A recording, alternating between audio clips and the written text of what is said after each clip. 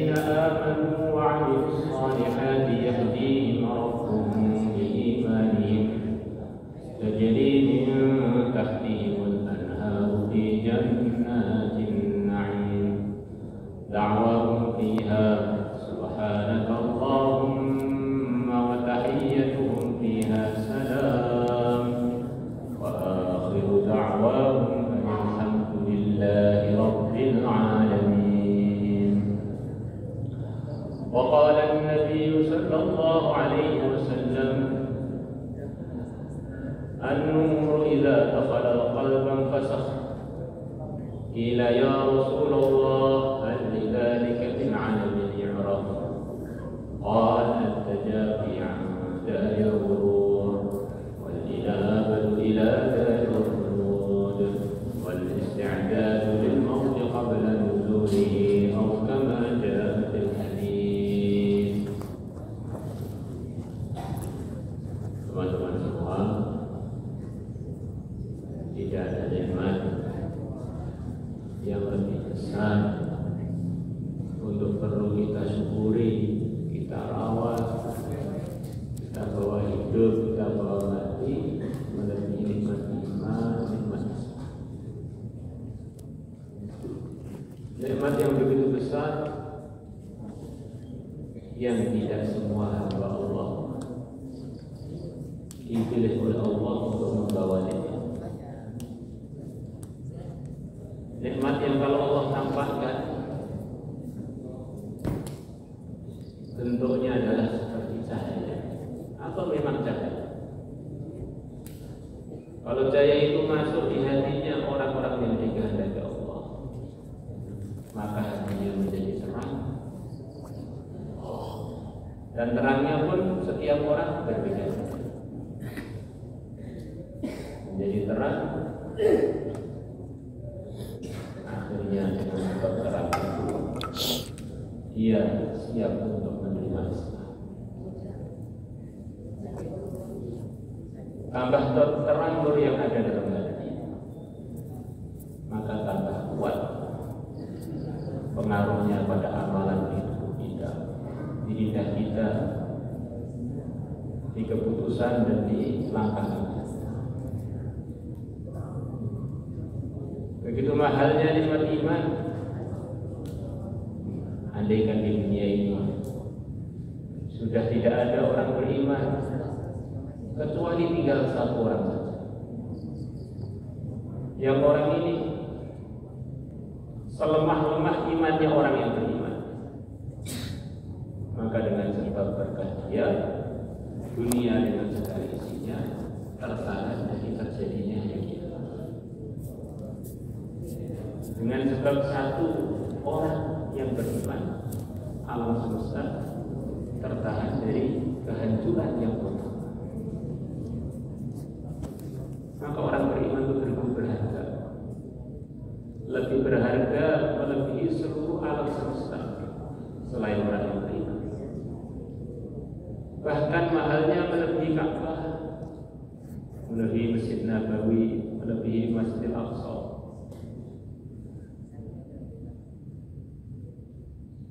Begitu mahal orang yang beriman. Maka kita pandang orang beriman dengan pandangan memuliakan, menghormati, dan merasakan tidak ada orang beriman yang tidak berjasa dengan saya. Semuanya mendatangkan manfaat kepada saya. Suatu hari Ibnu Umar radhiyallahu anhu dengan para santri beliau sedang berada di dekat Ka'bah. Dia dengan santrinya memandang Ka'bah dan buat amalan-amalan yang berkaitan dengan Ka'bah. Nah, di antara amalan yang berpahala adalah menggunakan mata kita itu untuk memandang Ka'bah, untuk memandang Al-Quran, untuk memandang orang tua dengan pandangan sayang dan hormat, untuk memandang orang-orang soleh, memandang orang para ulama, memandang istri kita dengan pandangan yang halal,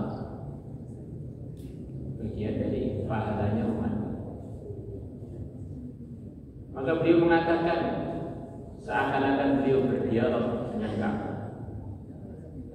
Dalam hadis riwayat Muslim, ma'a'zamaki, alangkah agungnya engkau Ka'bah, wa asyrafaki, alangkah mulianya kamu Ka'bah, walakinnal mu'mina a'zamu 'indallahi minki, tetapi orang yang beriman lebih mulia di sisi Allah melebihi kamu wahai Ka'bah. Kita dengar sekian banyak cerita orang-orang yang tidak beradab dengan Ka'bah, walau dimurkai Allah, dihancurkan oleh Allah. Itu nyata, ceritanya. Bahkan sebagian ceritanya diabadikan dalam Al-Quran, dalam surat Al-Fil. Pasukan gajah dihancurkan oleh Allah, dikirimkan kepada mereka batu-batu dari neraka yang dibawa oleh burung ababil, hancur lebur, tidak tersisa. Kadang-kadang kita kurang berenung, bagaimana kalau kita tidak menghormati, tidak menunaikan hak-haknya orang beriman. Itu lebih gawat lagi, melebihi kita tidak menghormati Ka'bah. Sehebat-hebatnya Ka'bah tidak bisa menahan hari kiamat. Ketika terjadi hari kiamat, Ka'bah pun masih ada, tetap terjadi hari kiamat. Sebelum hari kiamat Ka'bah dihancurkan, dan sebelumnya sudah beberapa kali dihancurkan, tidak terjadi hari kiamat. Tetapi kalau orang beriman tidak ada, seketika terjadi hari kiamat. La taqumu as-sa'ah hatta la yuqala fil ardi Allah Allah. Rawahu Muslim atau kama ja'a. Tidak akan terjadi hari kiamat sehingga di bumi ini sudah tidak ada yang bawa iman yang mengatakan Allah. Begitu untungnya si orang beriman.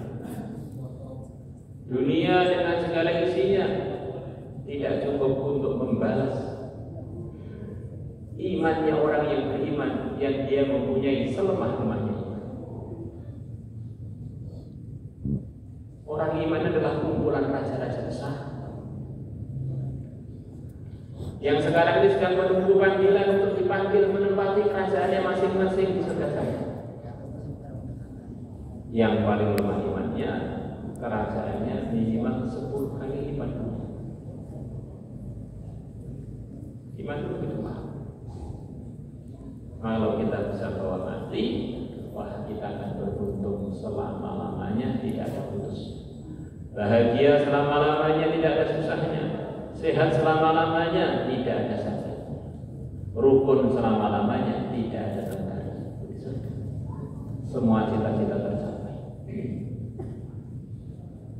Orang beriman di dunia ini punya barokah khusus. Ketika dia hidup, antar mereka saja. Kalau ada yang berdoa waktu kunut, waktu Fatihah, sebab kita ikut jamaahnya orang beriman. Setiap ada orang sholat, kita dapat bagian dari doa hidayah yang mereka panjatkan. Maka kalau kita ini belum rajin tahajud, belum rajin sholat, ada orang-orang sholat, bersyukurlah. Mereka terus mendoakan kita hidayah. Tambah banyak orang yang sholat, maka tambah banyak orang mendoakan kita hidayah. Antar kita, kalau kita mau mengucapkan salam, di samping dapat pahala, maka saling menyebabkan rontoknya dosa, menyebabkan makbulnya doa. Apalagi lebih sempurnakan selepas salam jabatan tangan bagi yang memang diperintahkan atau disarankan jabatan tangan. Berarti ulahnya anak-anak. Ada orang-orang yang kita nggak bisa jabatan tangan. yang tidak mahram atau yang bukan istri kita. Jabatan tangan bukan mendatangkan keberkahan, mendatangkan masalah zahir, kita jadi menyentuh yang tidak boleh sentuh, masalah batin, menginginkan yang bukan halal, akhirnya kita sumpah kepada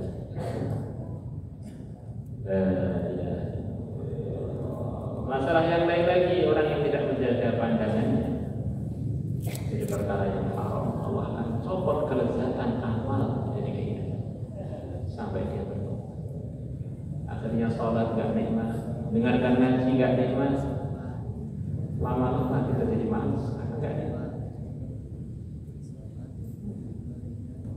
Masya Allah, beruntung sekali kita jadi orang yang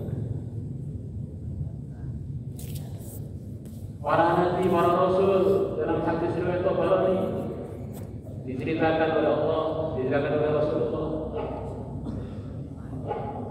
termasuk Sayyidul Anbiya, para nabi, para rasul.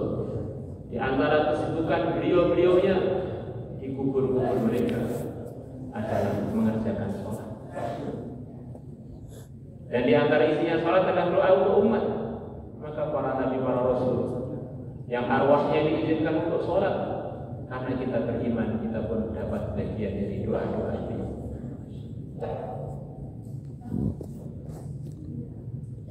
Hadirin yang dimuliakan Allah Subhanahu wa Ta'ala, ketika kita wafat, karena kita ikut lainnya orang yang beriman, jamaahnya orang beriman, kita pun masih dapat sekian banyak manfaat dengan sebab imannya kita. Walaupun kita sudah tidak bisa amal, tetapi dengan sebab kita beriman, kita masih dapat kiriman amal. Walaupun kita nggak punya jariah, kita tetap dapat kiriman amal. Kok bisa? Ya bisa, kenapa nggak bisa? Kita mati disolati jenazah. Yang mensolati sebagian kerabat kita, sebagian di luar kerabat kita, sebagian orang yang kita kenal, sebagian orang yang sama sekali tidak kita kenal. Semuanya kirimkan pahalanya kepada kita. Ya Allah, ampuni dia.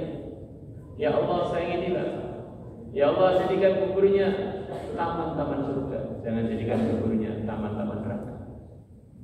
Kita sudah mati, padahal dulu waktu masih hidup ngajar juga gak pernah, ngajak orang kebaikan juga gak pernah. Tapi dengan sebab kita ini masih punya iman, kita dapat kiriman macam-macam doa dari orang-orang beriman. Bagaimana kalau kita punya jariah, bangun masjid, bangun pesantren, punya jariah anak yang soleh, anak yang hafal Quran. Minimalnya faedahnya orang yang beriman.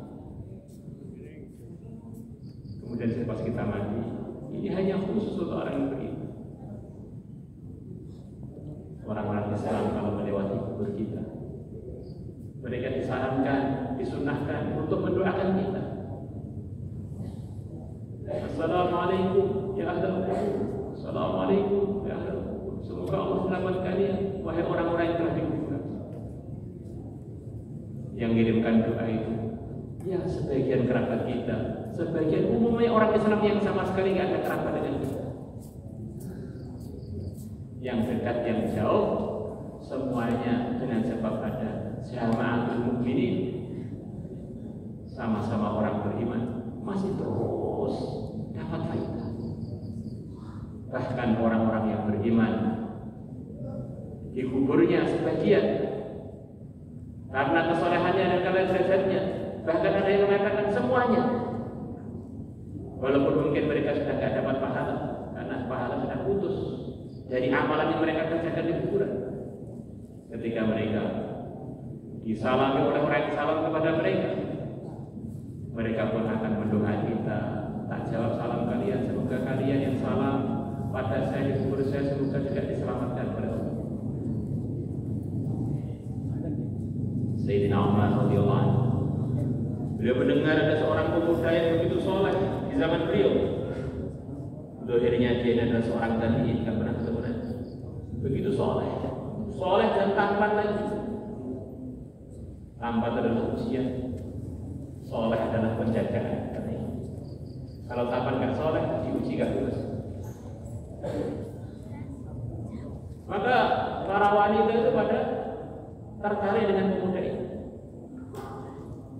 Digoda, nggak ada yang digubris. Akhirnya ada wanita yang penasaran banget.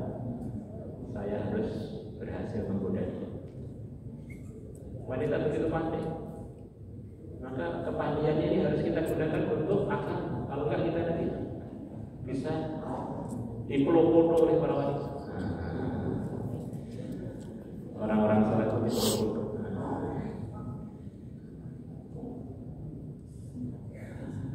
Maka wanita tadi, ketika pemuda yang soleh tadi lewat, tiba-tiba dia teriak. Dari dalam rumahnya seakan-akan ada kejadian besar. Dia dalam kondisi yang gawat darurat yang perlu ditolong. Teriak.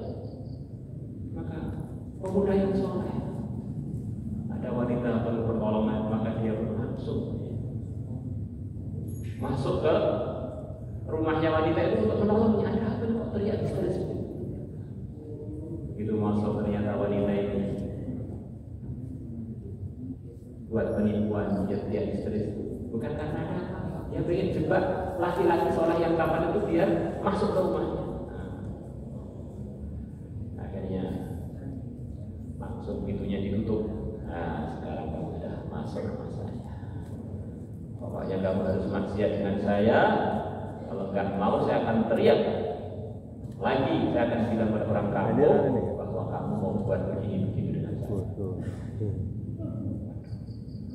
Maka laki-laki itu mendengar itu, langsung pingsan di depan wanita. Dan langsung maju, langsung pingsan.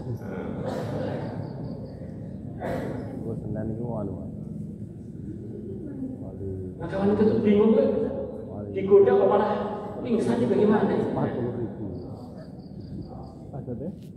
Maka wanita itu ketakutan, akhirnya laki-laki itu dikeluarkan dari rumahnya, diseret, diletakkan di pinggir jalan. Maka ketahuan kalau nanti tiba-tiba mati di rumahnya repot. Akhirnya orang-orang menemukan diri di pinggir jalan. Kenapa ini pingsan di pinggir jalan? Akhirnya dibawa pulang, ditanya oleh keluarganya apa sih yang terjadi. Maka dia cerita kejadian tersebut. Selepas cerita, saking takutnya kepada Allah, pingsan, bukan hanya pingsan, mati. Masya Allah. Laki-laki yang soleh. Akhirnya kejadian itu sampai kepada Sayyidina Umar selepas dia dikuburkan. Maka Sayyidina Umar menyempatkan diri untuk ziarah kuburnya pemuda yang soleh tadi. Kemudian beliau salam kubur pemuda.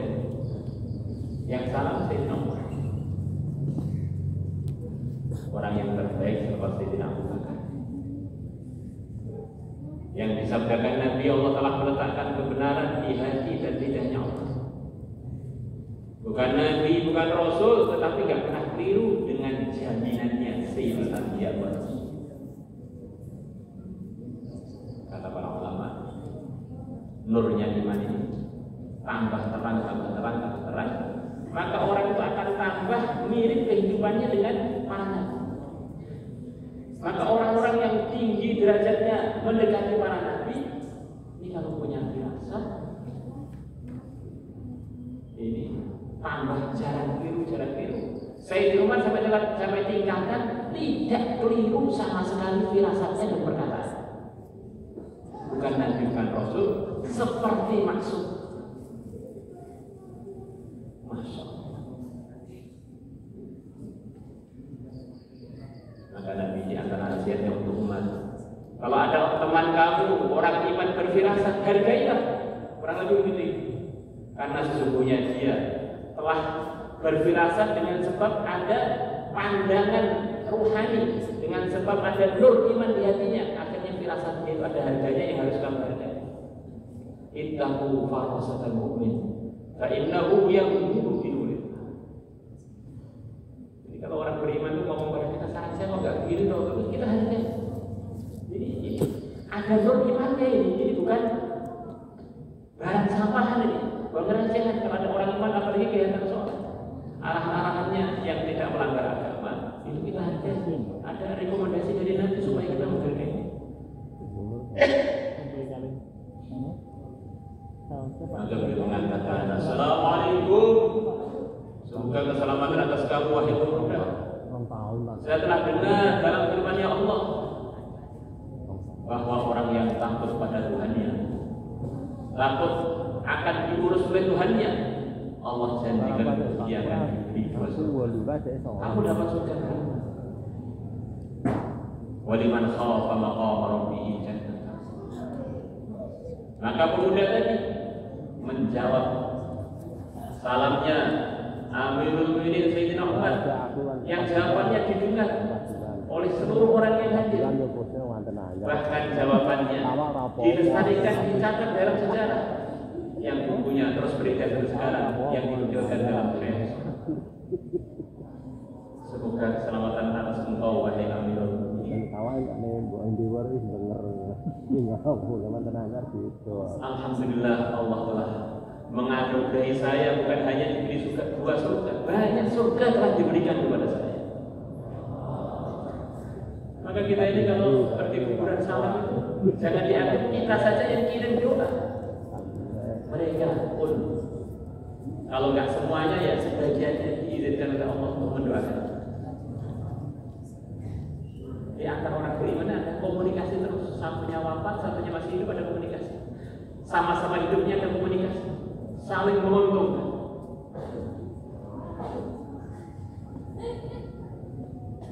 Hadirin yang dimuliakan Allah Subhanahu wa taala. Dalam cerita Al-Isra wal Mi'raj, di antara ceritanya yang diceritakan oleh Hafidz Ibnu Katsir, ketika Nabi kita sallallahu alaihi wasallam ketemu dengan para anbiya, hampir semua para anbiya yang beliau temui di samping para anbiya tadi ada sahabat-sahabatnya yang sahabatnya para nabi. Derajatnya begitu tinggi sampai ini menyertai para anbiya di langit sana.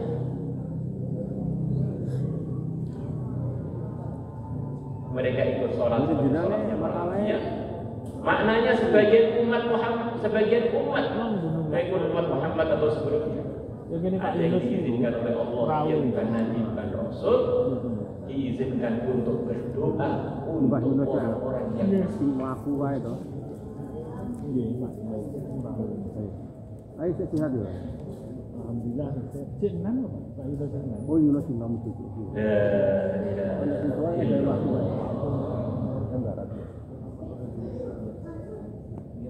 Maka Nabi kita besar Muhammad SAW naik ke langit sampai langit ketujuh, lepas ketemu dengan para anbiya naik lagi.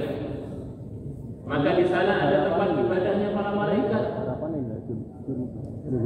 Baitul Ma'mur, Ka'bahnya langit, para malaikat dan arwahnya para anbiya dan arwahnya pengikutnya para anbiya sebagian. Beliau mengatakan, dan saya ketemu dengan arwahnya umatku yang sudah wafat duluan ada di Baitul Ma'mur. Mereka menyertai saya tawaf di sana, doa di sana.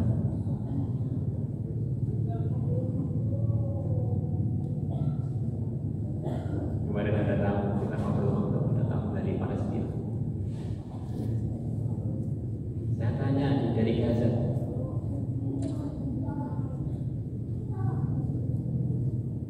dekat dengan rumahnya Imam Syafi'i. Imam Syafi'i di sana punya dua rumah. Dalam rumah dia untuk madrasah dan untuk majlis fatwa. Dan ada bukunya putri Imam Syafi'i dan Fatimah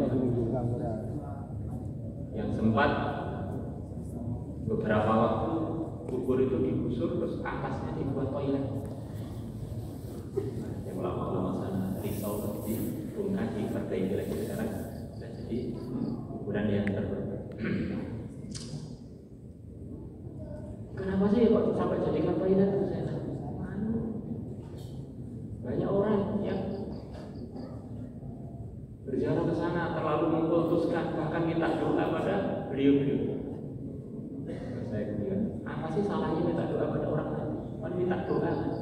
dia sebagai makhluknya Allah. Apa sih salahnya? Itu kan siapa yang nggak boleh kan? Antum apa ada? Lagi nggak ada yang masjid itu. Kita tidak tahu cerita Isra Mi'raj. Itu iya, antum pada yang enggak. Kesimpulannya ini ya. Setiap kita salam pada kubur itu sebetulnya itu sudah kita minta doa pada orang-orang di kuburan untuk mendoakan kita. Apa sih salahnya? Dan kita tidak menuhankan mereka. Kalau menuhankan mereka kita tidak ada ziarah kubur. Masa Tuhan di kuburan atau di kubur? Hadirin yang dimuliakan Allah Subhanahu wa taala. Nanti akan datang satu masa kita semuanya akan wafat.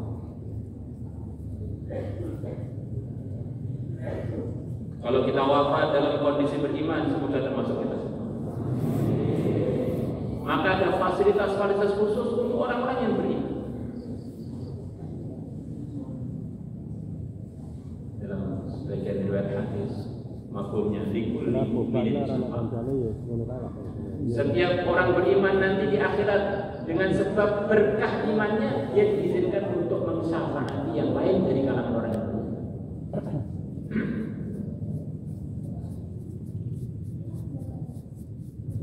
Kita lihat para hadirin berkahnya orang beriman yang selemah-lemahnya iman. Walaupun waktu bayar satu terus gak dengar mengenai fadilahnya iman ini. Itu dunia dengan segala isinya tertahan dari terjadinya hari kiamat. Kalau kita sudah meyakini itu, maka kalau orang beriman diizinkan untuk mensyafaati dengan mengikut kekuatan iman masing-masing itu sudah bukan hal yang aneh. Memang itulah yang telah berlaku kalau kita mau merenung. Maka nanti di akhirat sana antara orang beriman ada fasilitas khusus. Maka orang-orang beriman di sana nanti ketika di mahsyar mereka merasa menungguan di mahsyar begitu lambat sekali.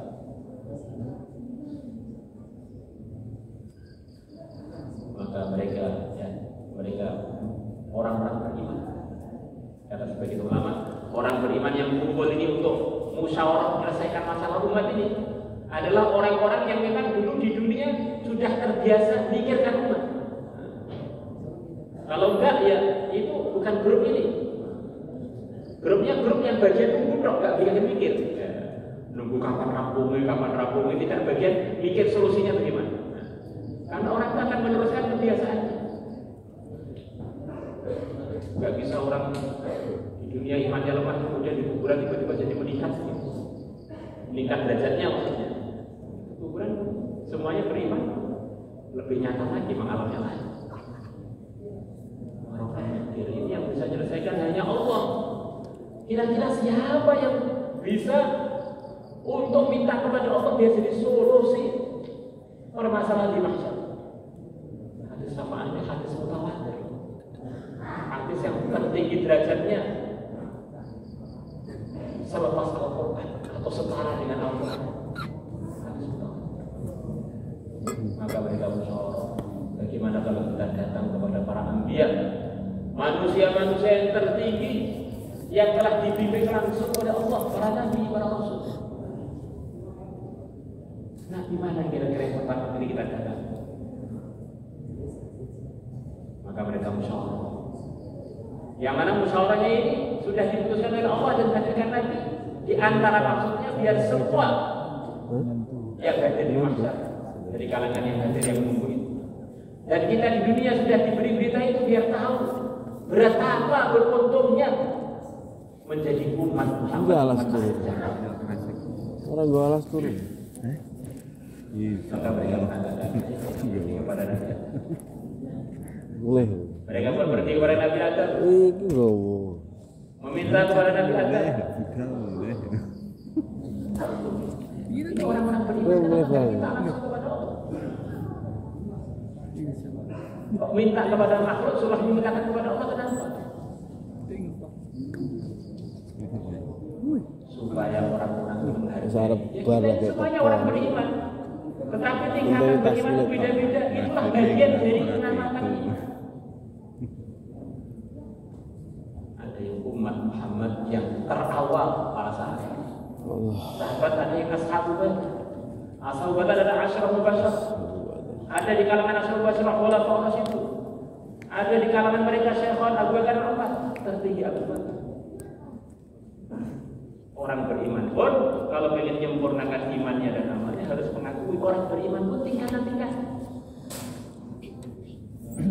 Bukan maksudnya menafikan makhluk sampai akhirnya menghilangkan penghargaan kepada orang-orang beriman yang amalnya kesolehannya lebih tinggi. Itu namanya salah.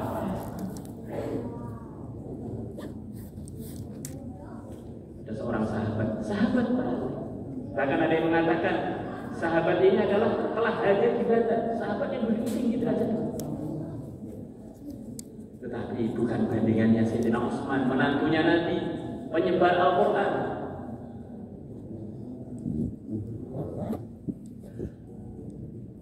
Maka Sayyidina Utsman ketika itu khutbah, sedang khutbah atau sedang mau khutbah dalam hadis Abu Jilid 3.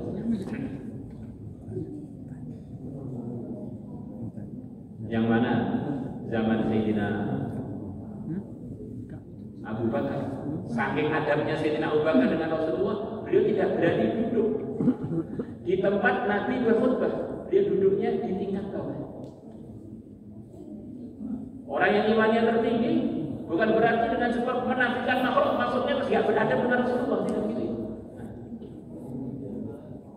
Maka zaman Sayyidina Umar begitu adab dengan Sayyidina Abu Bakar. Sampai dalam hadis riwayat Tirmidzi beliau mengatakan ketika orang-orang mengusulkan beliau jadi amir, beliau mengatakan saya lebih baik mati dibunuh tanpa salah ketimbang saya ngamiri satu jamaah yang di situ ada Abu Bakarnya. Wes, HP aku mati didolimi di ini tanpa salah timbang ngamiri Abu Bakar. Maka Sayyidina Umar duduk di bawahnya, sudah habis tingkatannya, tangganya, mimbarnya itu sudah habis. Maka Sayyidina Utsman, beliau masa mau duduk di lantai, dia beristihad.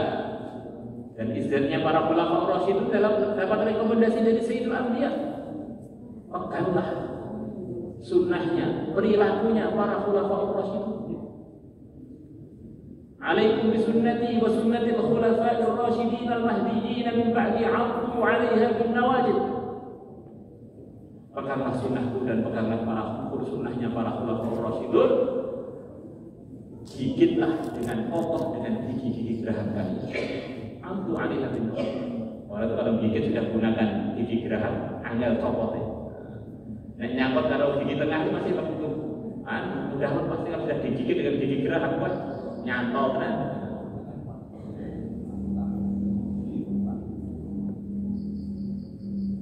Maka begitu Sayyidina Utsman duduk, tengah-tengah beliau duduk, ada seorang sahabat datang pada beliau, nggak setuju, langsung memukul lutut beliau sampai tongkatnya untuk memukul itu patah. Kakinya Sayyidina Utsman jadi luka. Ada yang mengatakan retak, ada yang mengatakan memar. Maka Sayyidina Utsman gak jawab, gak balas. Beliau ulang lagi. Maka tidak berapa lama sahabatnya di mana hadirin? Sahabat tadi tangannya sakit lemah sampai putus semua tangannya. Yang pernah untuk memukul Sayyidina Utsman, lututnya juga begitu, terpotong-potong baru mati.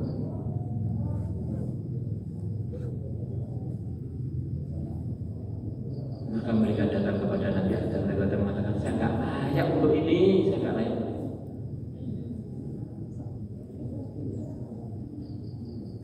Pergilah kepada yang selain saya, kepada Nuh.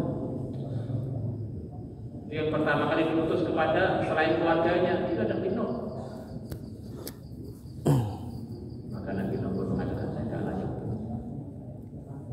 Mereka pergi ke Nabi Ibrahim mengatakan juga. Kepada Nabi Musa mengatakan begitu juga.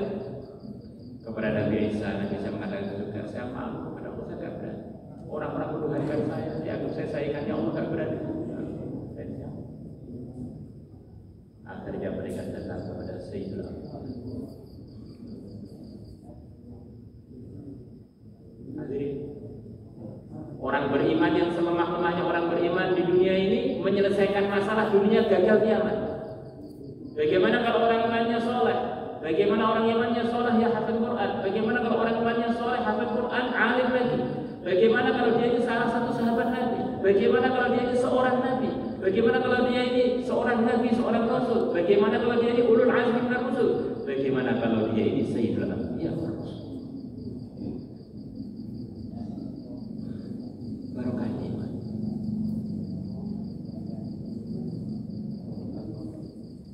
Maka sayyidul anbiya mengatakan ana laha. Memang ini bagian saya. Selain saya tidak ada yang lain.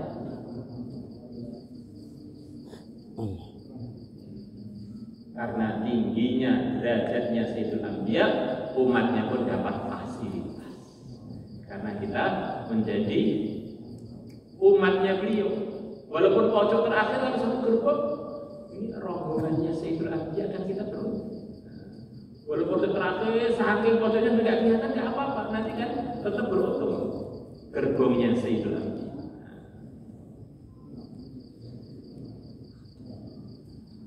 Hadirin yang dimuliakan Allah Subhanahu wa taala, akhirnya selesai masalah di mahsyar dengan doanya pimpinannya para nabi, para rasul, pimpinan tertingginya seluruh orang yang beriman.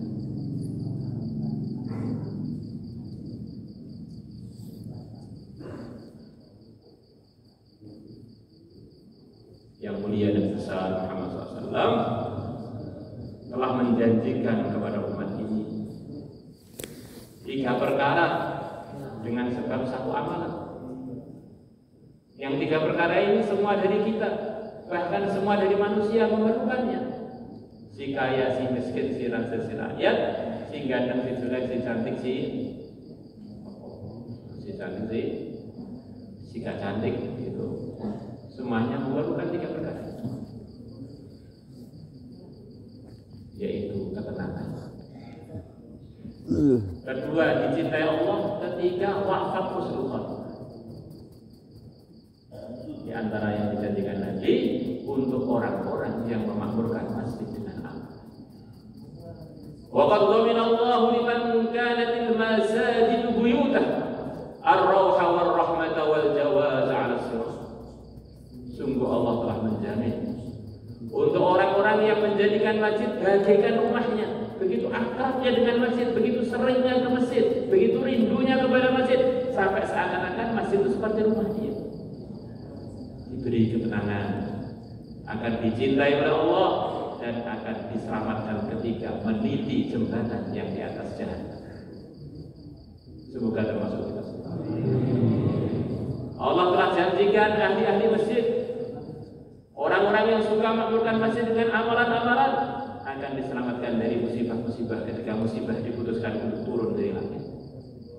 Para ulama mengatakan tidak ada musibah yang berhenti.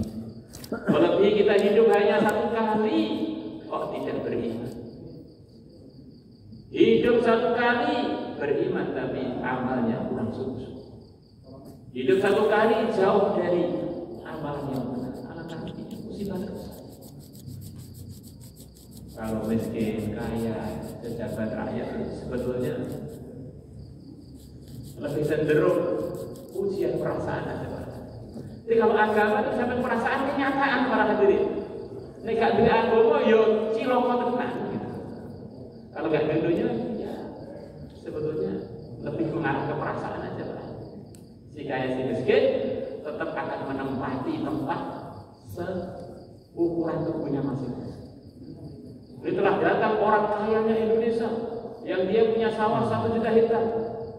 Dia kalau duduk perlu tempat 1 hektar. Hanya 1 kursi. Itu pun gak perlu. Malah dia mumet mikir 1 juta hektar kita gak punya apa-apa, gak usah mumet tidurnya. Ini akan datang presiden seluruh dunia yang menguasai seluruh dunia. Dia kalau nanti mati ukurannya harus sebesar Indonesia. Ternyata sih, ya, seukuran dunia. Tapi kalau orang nggak punya iman, nggak punya amal, itu nyata pada jadi celakanya. Orang-orang yang suka makmurkan masjid dengan amalan akan diselamatkan oleh Allah dari ujian-ujian tersebut. Ini Allah idza anzala bala'an 'ala ahli al-ardi sarafahu 'an ummatil masajid. Sebagai Rasul. Hadirin yang dimuliakan Allah Subhanahu wa taala, imannya seseorang tidak akan diterima oleh Allah kecuali melalui pintu yang resmi. Sebelum Nabi kita, para anbiya adalah satu-satunya pintu yang resmi untuk menggapai iman yang diridhai oleh Allah.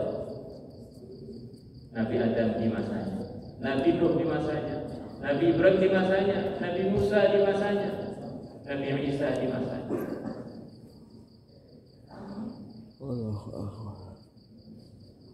Maka kalau kita ingin iman kita diterima oleh Allah, maka kita ikut arahan Islam yang telah dibawa oleh yang mulia dan besar Muhammad sallallahu alaihi wasallam.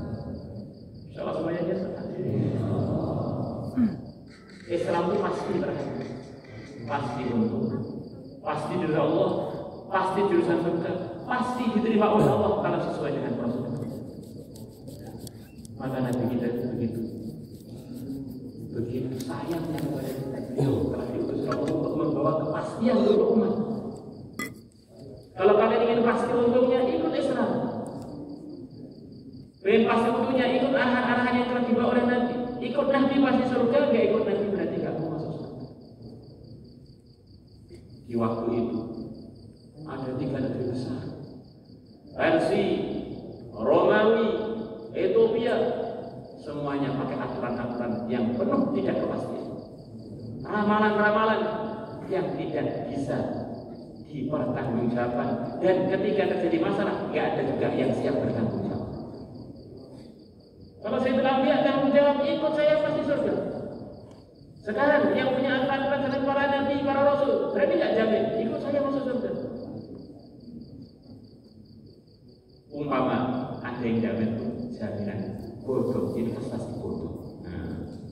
Jadi kalau ikut Islam investasi pasti, bukan trading yang bodoh.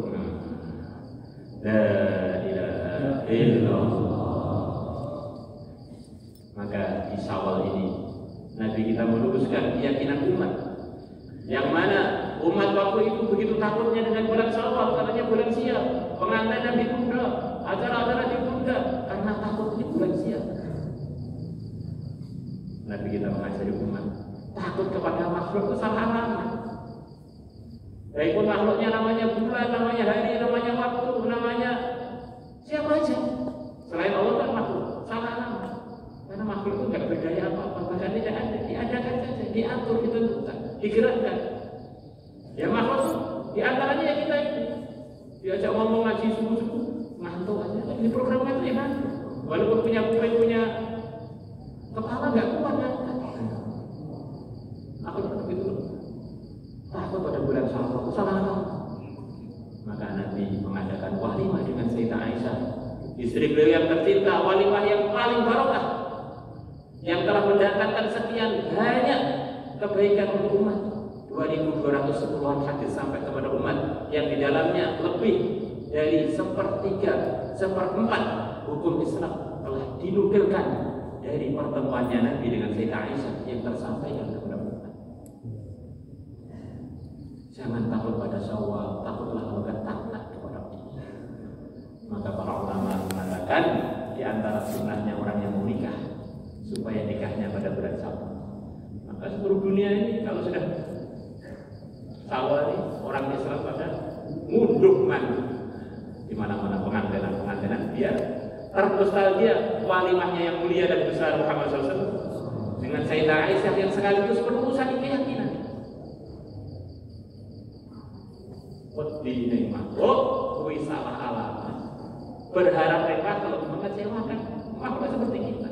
Nahan ngantuk gak bisa, nahan gede gak bisa, nahan buang air besar gak bisa. Kok kita berharap terlalu pada akhirnya kecewa. Zaman Nabi terjadi kenaikan harga. Mungkin mirip seperti sebagian barang yang pada kenaikan harga. Maka para sahabat itu susah. Dalam dunia ini ujiannya macam-macam. Wali-wali Allah harga naik pun juga susah. Tapi oleh Nabi dibimbing. Gak usah nyalakan sana nyalakan sini. Allah wal musa'id. Yang menentukan harta itu hakikatnya Allah, bukan orang yang kita pandang, bukan. Hakikatnya Allah. Maka yang terpenting bagaimana Allah tolong kita. Kalau Allah tolong kita, walaupun harganya mahal, sangat mahal, kita akan ditolong oleh beli juga. Tapi kalau nggak ditolong oleh Allah, walaupun harganya murah, bahkan gratis, kita pun nggak dapat.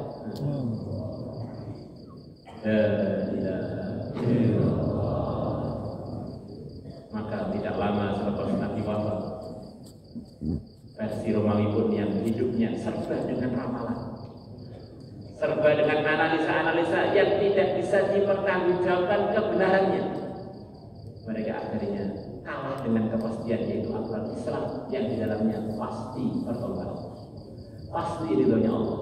Versi Romawi semua dapat hidayah, dapat hidayah Allah, sebagian versi yang dapat hidayah, sebagian Romawi dapat hidayah.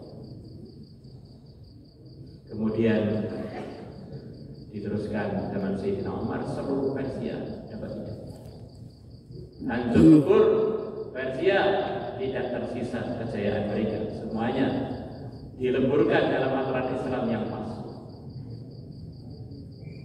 Dan dikirim surat sebelumnya ketika beliau masih hidup kepada Persia. Maka orang-orang Persia mensobek-sobek surat Nabi yang di dalamnya ada ajakan untuk menuju kepastian, menuju Islam. Maka Nabi mengatakan, dia ini bukan nyobek surat saya, nyobek kerajaan dia sendiri. Oh, diajak kepada yang pasti, malah ingin mempertahankan yang tidak pasti. Dia mesti hancur yang tidak pasti itu. Akhirnya benar Allah gerakan putranya yang menjadi raja Persia membunuh ayahnya.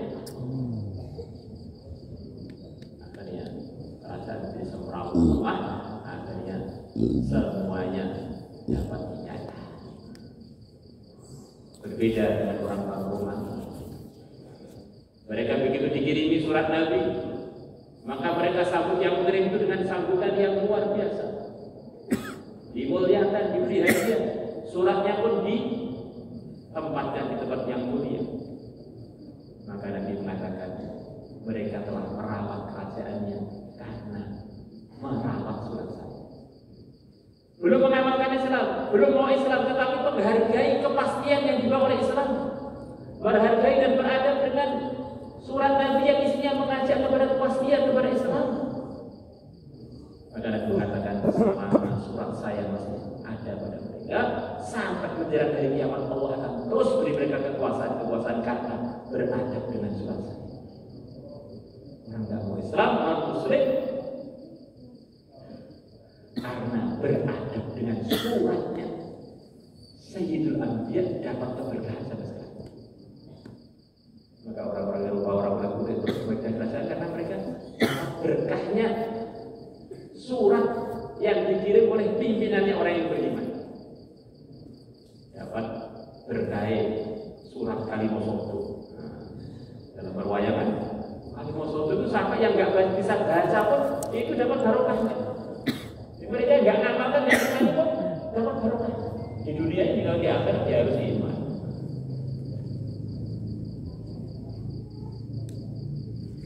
Maka orang Islam kok meninggalkan aturan yang pasti, malah nengok-nengok aturannya para dukun. Dukun itu dengan arti yang lebih luas, maksudnya orang-orang yang punya aturan yang tidak pasti selain Islam itu semuanya dukun semua para hadirin sekalian. Walaupun namanya dengan gelar macam-macam 1 meter kalau perlu gelarnya, itu adalah gelar yang tidak pasti semuanya para hadirin.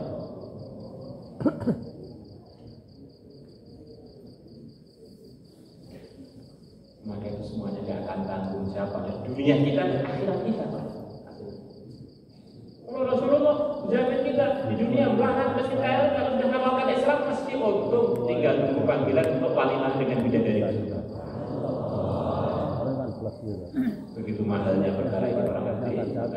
Ya, bagaimana kita pikir iman kita, Islam kita ini terjaga karena itu kepastian. Jangan sampai kita menengok-nengok kepada aturan yang pasti. Seakan-akan kita tidak mengenal perkara yang pasti.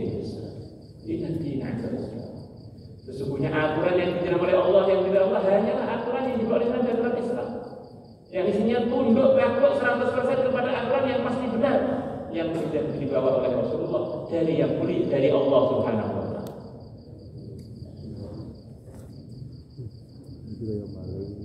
Maka inilah kerjanya para Rasul, mengajak umat untuk mensyukuri iman, mempertahankan iman, mendapatkan iman, menyebarkan iman dengan jalan yang resmi.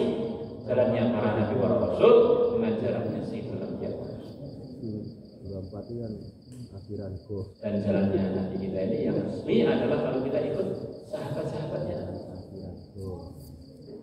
Nabi kita bersabda, "Inna Allah ta'ala ashabi al-alamin siwan nabiyyin wal mursalin."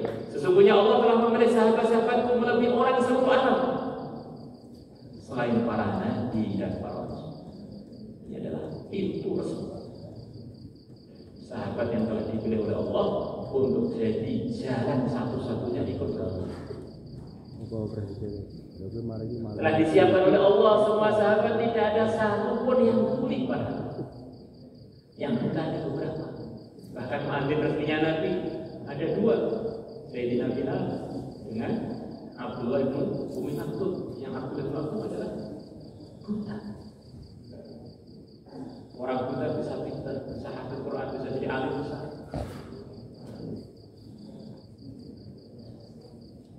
Allah.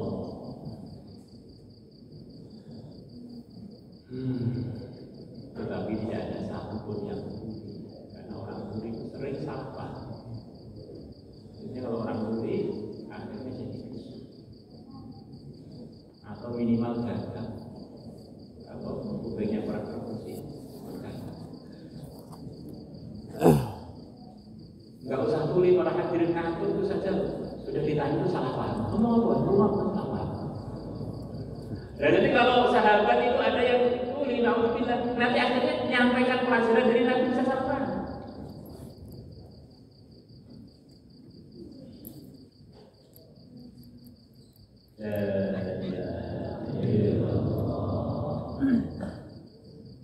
Kemarin ada cerita, ya malam Rabu kemarin ada musyawarah persiapan pertemuan wali murid dan alumni. Maka besok paginya ada orang desa datang ke rumah saya, ibu-ibu tua. Saya kurang paham yang salah paham ibunya apa anaknya yang hadir di musyawarah. Apa ibunya yang dengan sambil ngantuk atau sambil guret-guret, atau anaknya yang salah paham. Masalah tahun ini programnya beda ya, alumni dengan wali murid programnya gabung saja tuh satu hari dan jam yang sama. Siapa yang bilang anaknya nggak ada musyawarah, salah paham, berarti beda sedangkan Selasa. Ini salah satu gambaran berarti. Kalau orang makmur sedikit dalam menerima ujangan itu bisa salah pahamnya itu jadi parah. Ternyata ini beda.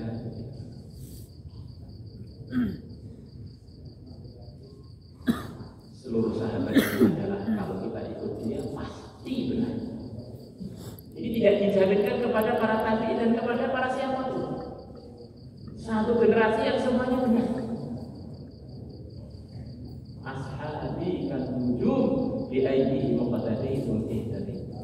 Sahabat itu adalah bagikan bintang-bintang. Pimpinan hidayah di antara manusia. Dengan siapapun kalian ikut pasti akan dapat hidayah. Seorang tabi'i ketemu dengan sahabat. Yang sahabatnya tidak terkenal. Maka dia bilang dengan begitu menyakitkan, oh ini sahabat bagian brutal, bagian yang tidak bermutu. Maka sahabat dia bilang, umatku mulai tidak bermutu mulai kalian para nabi. Kalau kami semuanya bermutu, gak ada sahabat yang brutal itu gak ada. Itu baru mulai generasi kami.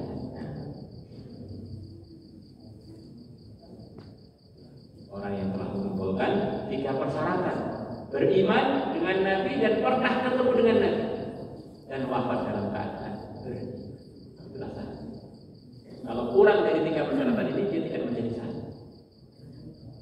Pernah ketemu Nabi langsung dengan kondisi beriman dan wafat dalam keadaan beriman. Itulah namanya Ahlus Sunnah wal Jamaah. Ikut Nabi namanya Ahlus Sunnah. Pemilik sunnah adalah Rasulullah Ahlus Sunnah. Wal Jamaah maksudnya murid-murid Nabi, jamaah sahabat, para sahabat. Itulah kelompok yang ngaku Islam yang pasti benarnya, yang ikut Nabi melalui para sahabat. Kemudian yang ikut Nabi melalui para sahabat ini yang dijamin siapa? Ulama-ulama ahlinya siapa? Dalam urusan agama disepakati kalau orang hidupnya mengikuti salah satu dari 4 mazhab, dia adalah bagian yang ikut Nabi melalui sahabat dengan prosedur yang kemudian urusan akidah yang dijamin adalah yang ikut Imam Asy'ari atau Imam Maturidi. Itu salah satunya dipastikan dia tidak keliru di dalam mengallahkan, tidak keliru dalam mensifati Allah dengan sifat-sifat yang layak untuk Allah, bukan sifat-sifat yang tidak layak untuk Allah. Tidak keliru di dalam mensifati para anbiya dan mensifati para anbiya dengan sifat-sifat yang seharusnya untuk para anbiya.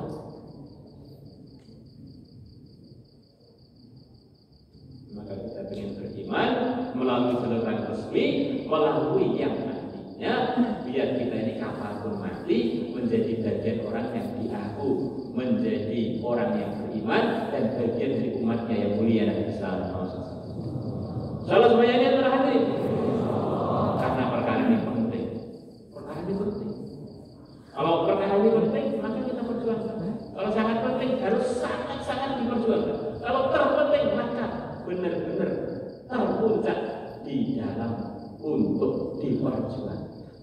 Jadi yang terpenting melebihi agama, melebihi iman dan Islam. Maka untuk semua, siapa yang siap untuk meluangkan waktu untuk latihan berjuang memperjuangkan agama ke seluruh dunia, silakan. Bagaimana dulu?